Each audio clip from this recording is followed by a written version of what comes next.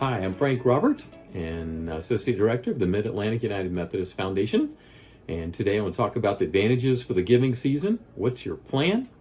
And we know the fall is usually the optimal time for the church and for giving in particular, as people try to get the giving in before year's end.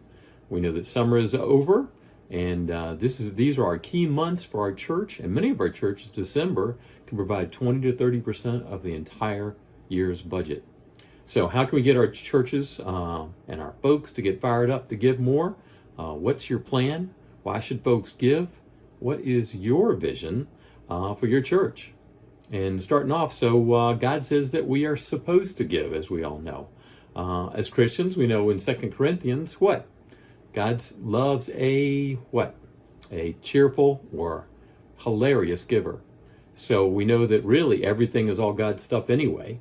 And we're only here for a short while to steward some of the things and to be example to others.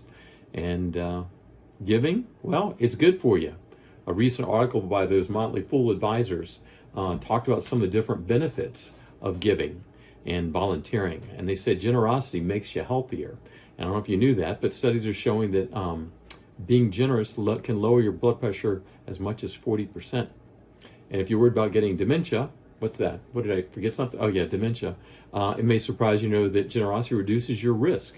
In fact, studies show that volunteering for just 1 hour a week makes you 2.5 times less likely to be diagnosed with Alzheimer's or other forms of dementia than other people the same age.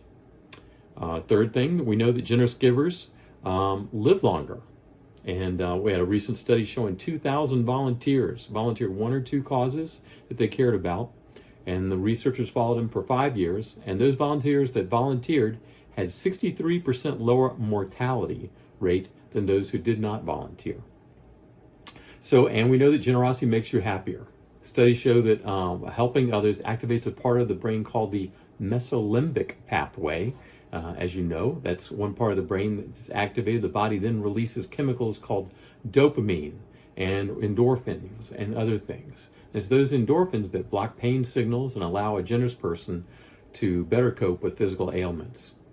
Society teaches it that satisfaction comes from our own achievements and our own ability to purchase new toys, right? But we know the truth. For how long are you really happy with your new toy? It's much more fun to give than to receive. And according to research at Christian Smith from the University of Notre Dame, the boost received from doing things for others is built into our neurochemistry. Furthermore, just thinking about this latter thing can flood our bodies with those feel-good chemicals. It's the gift that keeps on giving. And when we think about it, most nonprofits really cannot even keep their doors open without support from donors. Large or small, every little bit helps. And don't forget, the donations are tax deductible. It may be the last thing on your mind as you put your savings toward a worthy cause, but the IRS gives you a break for being charitable. Generally, the deduction can be up to 50% of someone's adjusted gross income. And according to Russell James, this is a significant reason for groups of givers. So educating folks on the tax advantages may be another key reason for some members and affiliated members to give before year's end. So let's make it easy for folks to give to our church.